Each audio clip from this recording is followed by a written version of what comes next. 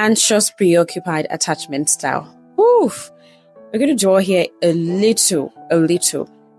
Now, the core belief of the anxious preoccupied attachment style or attached person is, I'm not sure I'm lovable. I'm afraid people will leave me.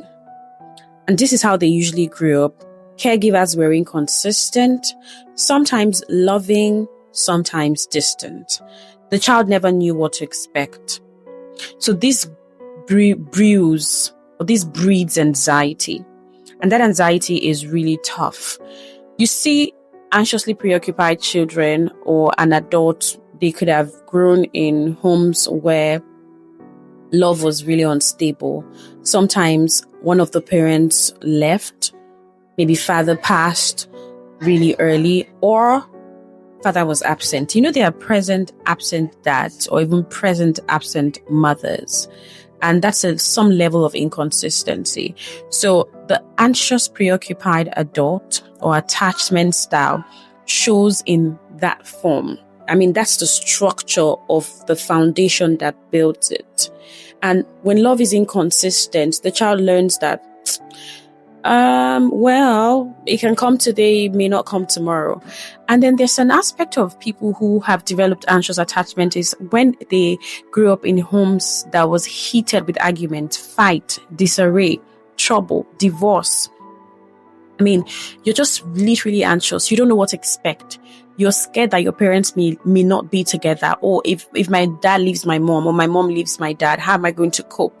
So that begins to send patterns to your brain as to how love may possibly be. So you think love is inconsistent. You think love would not stay or may not stay. You even think love would leave you hanging.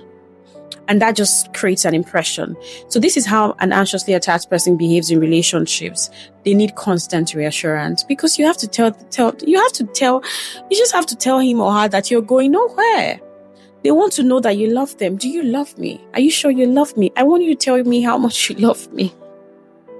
The fear abandonment. Now, this is basically or totally from a place of what they felt. And you know the crazy part?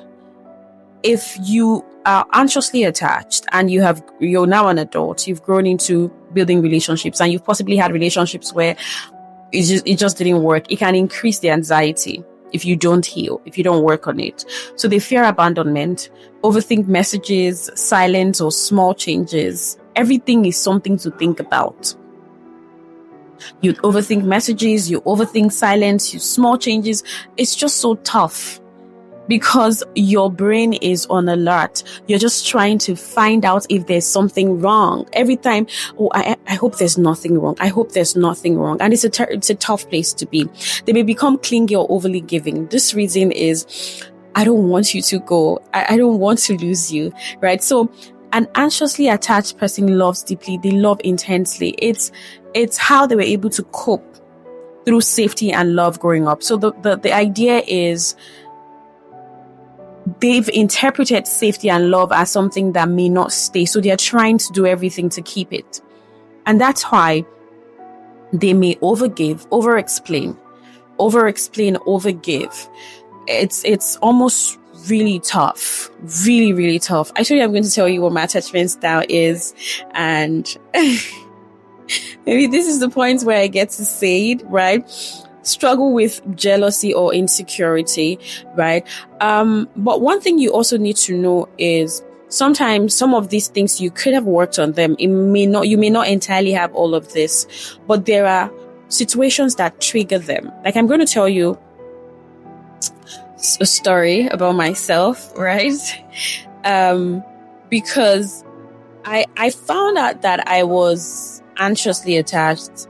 However, I thought I'd worked on a number of things and I'd really made progress because I know that there was a time I battled self-esteem. I had esteem issues. I dealt with that. I handled my confidence, jealousy, insecurity. But the problem is, if it is triggered, and I'm going to tell you how mine was triggered and it affected a relationship that I was in, was because I made a mistake. I hurt my partner. I hurt him. Then that affected our relationship, and he became checky and, just trying to point out the errors again, trying to find out what wasn't, because he was trying to protect himself. So I think he was an avoidant because he was so scared of being betrayed or hurt that he kept poking. And so it brought back my anxiety. It brought back my anxiousness. It brought back my anxiety. I began to over-explain, overgive, clingy. And I was this very comfortable, confident, secure woman when he met me, because I'd done a lot of work on myself. But when that part of him came, the avoidant part, and he became dismissive, he also became unemotionally available. The anxious thing just came up again, and I became clingy. I needed a lot of reassurances. I was scared that he was going to leave. So you see, so it takes a lot of work. I just told you what my attachment style is. So the anxiously attached person loves intensely. They may stay in unhealthy situations just to avoid being alone, because the point is, you don't want to lose this person. You don't want this person to go. So you're going to do everything to just stay. I just want to stay here.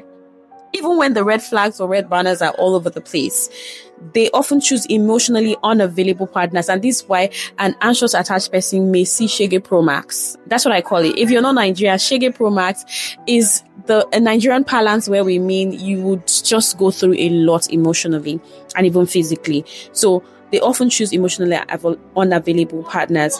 And something about anxiously attached people is, because you fear abandonment, because you're almost always anxious, you're clingy, and then a number of things, you may appear performative.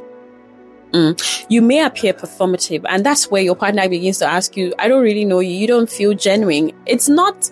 So the person is actually genuine, but because they're trying to put up a front, because the anxiety just makes you want to perform sometimes, and that puts you in a total mess. So these are just ways that people learned to cope with love and safety. It doesn't make you a terrible person, but you can work towards being securely attached. And for an anxiously attached person, you may just need a secure partner, or even if your partner is an avoidant, if they are aware, if they are self-aware, it makes it much easier to navigate the relationship. Healing is important. Learning to self-soothe is important. Then learning to grow and become that person who is comfortable in their skin, who understands their worth, just keeps you safe.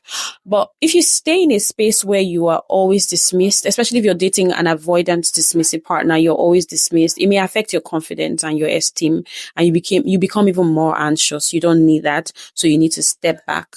All right, step back and get better. So if you're an anxiously attached person, it's something that you can work on. Now, situations growing up could have caused that. And that just makes you act the way that you act, not because you're a terrible person. In fact, anxiously attached people love deeply. They love deeply. Very committed people. So, but the problem is the kind of partners that you choose. Very committed, very loyal people. Because if they love you, they love you. They really love you. And they're going to show up for you in a lot of ways. That's why sometimes they may appear as people pleasing, or they're nice, because they just try to do a lot of work.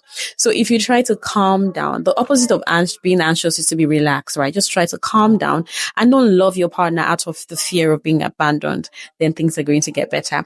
If you want to find out what your attachment style is, check ChatGPT or Google. Ask, I want to do an attachment style test. And they ask you questions. You can answer that carefully and correctly, and you know what your attachment style is. Thank you so much for watching, and share with your friends. Subscribe to this channel. Turn on notifications so you get alerts when I put out a new video.